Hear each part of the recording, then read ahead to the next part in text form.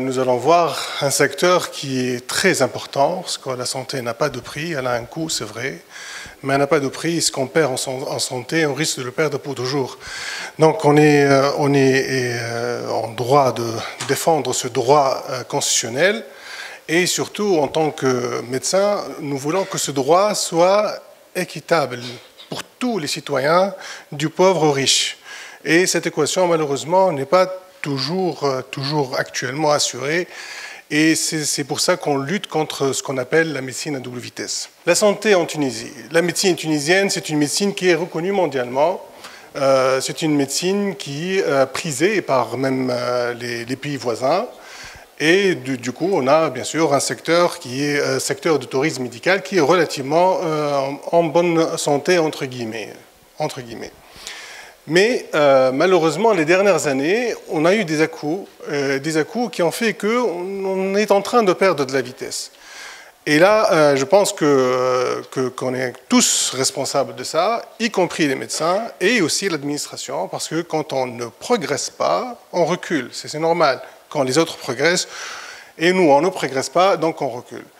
Donc on voulait chercher les problématiques, et c'est très bien que un regard extérieur non médecin et non administration, c'est-à-dire santé publique, ministère de la Santé, quand il voit, il peut proposer des solutions que nous, probablement, on ne les a pas trouvées.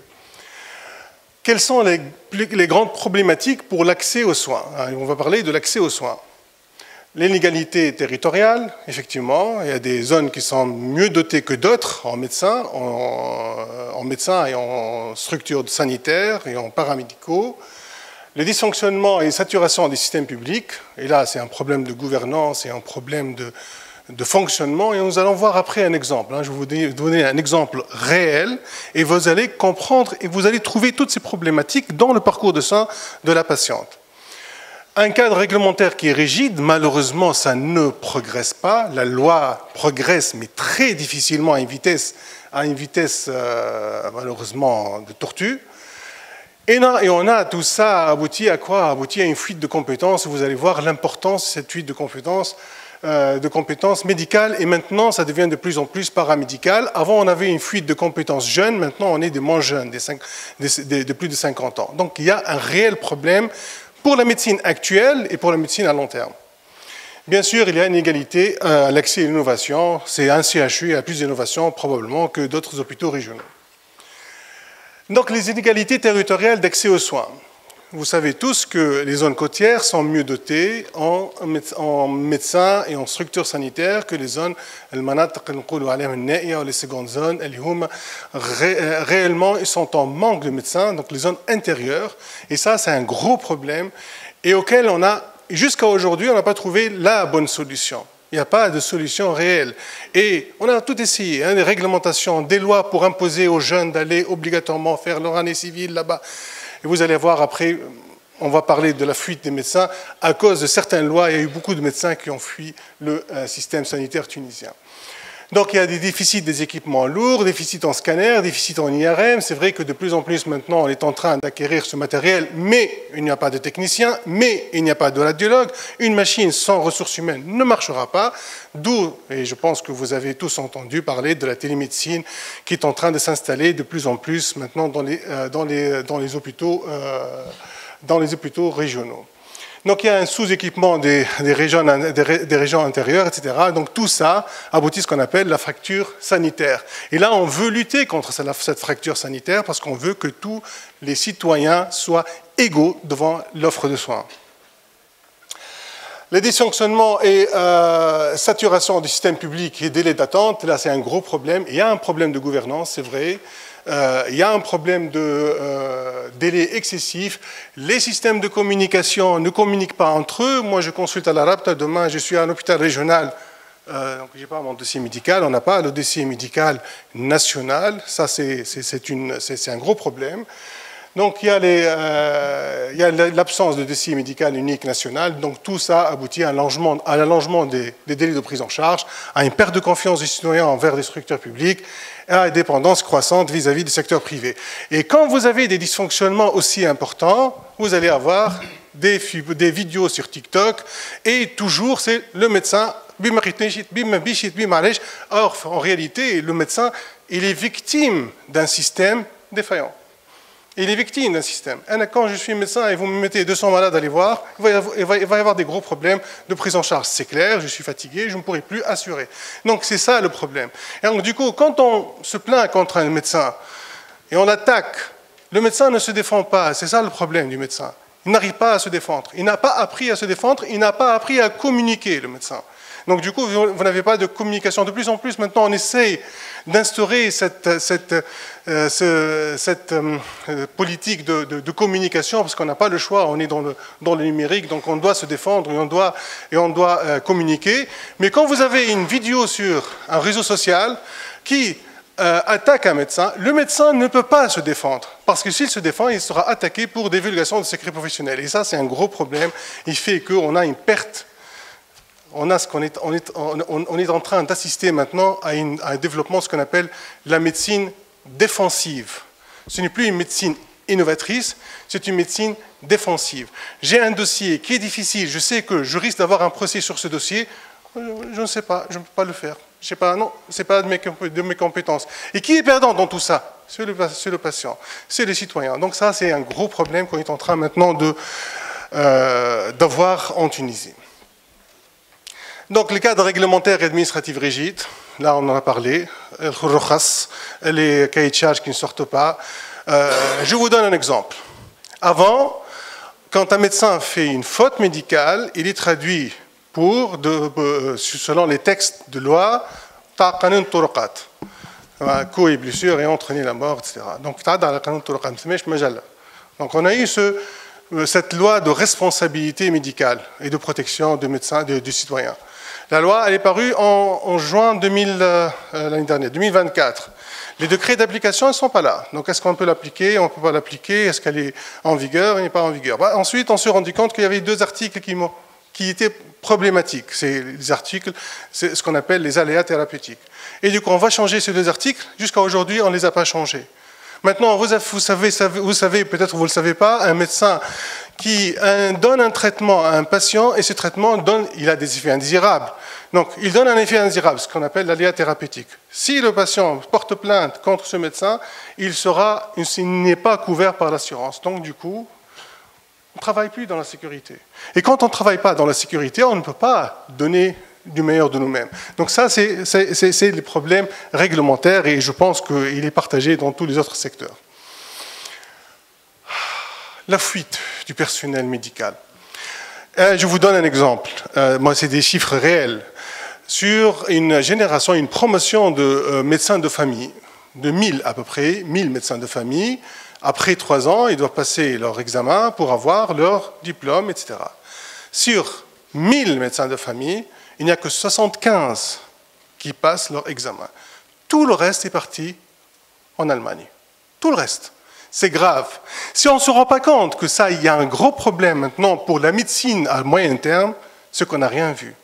Ce qu'on n'a pas vu les choses venir et on risque de perdre notre acquis. Donc ça, c'est un très, très réel problème. Et parfois, on voit que l'administration, elle est... Bon, c'est un fait, on le voit et on fait rien du tout. Donc c'est important de défendre les médecins, c'est important de défendre les jeunes pour qu'ils puissent travailler ici, en Tunisie, pour le citoyen tunisien, parce que s'il n'y a pas de médecin, il n'y a pas d'hôpital. S'il n'y a pas d'hôpital, il n'y a pas de santé. C'est pas sorcier. Donc c'est un énorme problème. Donc il y a un risque de rupture de continuité des soins à court terme maintenant, parce que les médecins de plus de 50 ans partent. Et je vous donne un exemple. Moi, je suis un médecin installé dans le libéral. J'ai un patient étranger qui vient de me voir. Donc, ce patient étranger, quand il passe la frontière avec sa famille, il va dépenser, donc il y a une entrée en devise. Moi, je le vois, je le traite, il est opéré, il rentre chez lui. Tout ceci se fait selon, bien sûr, tous les paiements se font en dinars, etc. Et tout en sachant qu'une grande partie des échanges se font malheureusement dans le secteur, dans le circuit parallèle. Donc il n'y a pas de réelle entrée de devises, parce qu'ils sont faits devant nos yeux, devant les cliniques. Ensuite, ce médecin n'a pas le droit de recevoir Donc il n'a pas le statut d'un exportateur de soins. Ce qui se passe maintenant, c'est que ces médecins-là, parce qu'ils veulent avoir une part en devise, ils veulent avoir un compte en étranger pour leurs enfants, ils sont en train d'être maintenant recueillis par un pays étranger pour qu'ils opèrent chez eux, pour les payer, pour avoir ce compte en devise, entre guillemets. Ils sont en train de faire un transfert de compétences vers un pays voisin. Et ce pays voisin, d'ici quelques années, il aura le transfert de compétences. Il ne va plus envoyer ses patients en Tunisie. Il faut être dans une politique protectionniste. C'est mon avis, il faut qu'on soit dans une politique protectionniste et protéger les médecins et éviter à ce que les médecins de plus de 50 ans partent à l'étranger et laisser altérer la qualité de prise en charge actuelle à court terme. Donc je vous donne un exemple. Donc ça c'est des statistiques. C'est une photo faite par ChatGPT, donc il n'y a pas de problème. Donc cette dame, elle a 80 ans, elle a toutes les pathologies chroniques, diabète, hypertendue. Elle est dans un milieu rural et elle a tous les droits d'avoir la meilleure santé. C'est son droit constitutionnel. Elle est à Jeune-Double, elle a une douleur lombaire. Elle consulte au dispensaire, on fait une radio. La radio, elle est là. Il y a un calcul, ce qui est blanc ici, à gauche. Ça, c'est un calcul au niveau du rein. C'est simple, c'est banal. Si elle était à la capitale, si elle était dans le secteur libéral, elle aurait été opérée 2 jours après, elle serait guérie. Parcours du combattant, elle prend un rendez-vous, elle va à la consultation externe d'un hôpital. Si vous ne le savez pas, prenez votre voiture à 4 heures du matin et allez devant une consultation d'un hôpital tunisien et vous allez voir ça. Les gens viennent à 4 heures pour attendre, pour avoir un rendez-vous. Elle consulte. Elle est dans une consultation archi-ample. Si elle est comme ça, il y a le paramédical et les médecins qui sont tous les jours dans cette situation. Donc on ne peut pas leur permettre, on ne peut pas se taire sur ces conditions de consultation. Donc elle va à son médecin, diagnostic d'un calcul rénal, ça a été fait au dispensaire, excellent. Il fait une demande d'examen biologique parce qu'il va l'opérer, donc il prépare le dossier, il demande un scanner. Alors, le scanner n'est pas fait le jour même, hein. Rendez-vous dans 6 mois. Consultation après anesthésie générale, rendez-vous dans 1 mois. Le médecin anesthésiste voit la patiente après 1 semaine, il a besoin d'une échographie cardiaque. Donc il envoie à la consultation de cardio. Elle prend un rendez-vous après 1 mois à la consultation de cardio.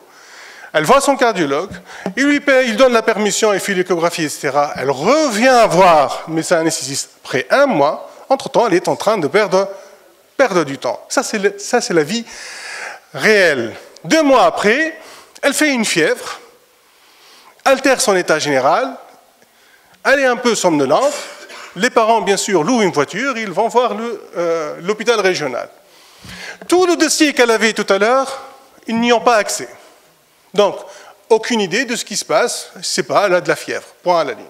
Donc, l'accès au dossier médical, ils n'ont pas, donc ils vont refaire le bilan, ils vont faire un scanner en urgence dans le libéral, donc elle sort de l'hôpital, elle fait son scanner dans le libéral, elle revient, c'est une pyonéphrose, c'est-à-dire elle a du puits dans le rein, c'est une maladie extrêmement grave et c'est une extrême urgence parce qu'elle est létale. D'accord? Donc, pyonéphrose aiguë, nécessité d'évacuer la patiente le puits en urgence. On va éliminer le puits en urgence. Il n'y a pas de néphrologue, il n'y a pas de radiologue interventionnel. La fuite des cerveaux, c'est ça. Vous n'arrivez pas à avoir de médecins compétents, capables, dans les hôpitaux régionaux. Ça, c'est un gros problème. Donc, il n'y a pas de radiologue interventionnel, il n'y a pas d'urologue, donc on va la transférer où? Au CHU. C'est normal. On prend une ambulance, on la met dans une ambulance, on l'envoie à l'hôpital Al-Rapta. Puisque les centres régionaux sont défaillants, automatiquement, vous allez avoir une surcharge au niveau des centres hospitalo-universitaires. Ça va de soi. Parce qu'il y a un manque là-bas, ils vont venir ici. Donc vous allez avoir des urgences extrêmement chargées dans les centres hospitalo-universitaires, des jeunes médecins, des résidents et des internes et des urgentistes complètement dépassés. Tout ceci donne une mauvaise efficacité, risque d'erreur, risque de problème de responsabilité médicale. Il va se trouver devant le juge pour 2 ans de prison et tout ça, ça donne cette ambiance difficile. Donc cette patiente, donc elle a été transportée à l'hôpital, attente longue aux urgences puisqu'ils sont dépassés. Le résident d'urologie était au bloc opératoire, donc elle a dû attendre 2 heures. Après, on la voit, on l'opère en urgence, elle est guérie, et heureusement. Heureusement pour elle, elle est guérie. Mais c'est un cas réel. Imaginez si elle était décédée. Vous allez avoir sur TikTok, sur Facebook, sur Instagram, ah, le médecin n'est pas venu, mais toute la chaîne, elle est défaillante. Donc il faudrait qu'on essaye d'organiser, il faudrait qu'on fasse une mauvaise gouvernance de ce parcours du soin. Et là, je pense que l'IA intervient beaucoup, que tout ce qui est réseau et connectique, tout ce qui est logiciel, informatique, peuvent nous aider dans notre parcours de soins. Donc elle a eu une antibiothérapie, ça c'est un cas réel, hein. C'est un cas réel. Antibiotique, rupture à la pharmacie. Donc le parent va sortir, va acheter son antibiotique, il ne sait pas où il va chercher. C'est ça le problème. On n'a pas de base de données des médicaments disponibles, non disponibles, dans quelle officine. Donc il va faire de porte à porte, d'une officine à une autre, jusqu'à trouver son antibiotique. Tout ceci, c'est une perte de temps, et surtout, c'est une perte en santé. Donc, pour résumer, c'est ça en fait, les gros problèmes, les problèmes pour l'accès aux soins, l'inégalité territoriale, le dysfonctionnement et saturation des systèmes publics, le cadre réglementaire qui est rigide, qui n'a pas su évoluer avec l'évolution de la médecine et des pratiques, les fuites de compétences, et ça c'est un réel problème, hein, c'est vraiment ligne rouge, c'est un gros problème que nous sommes en train de subir actuellement, et l'inégalité à l'accès à l'innovation, et je vous en remercie. Merci beaucoup, professeur.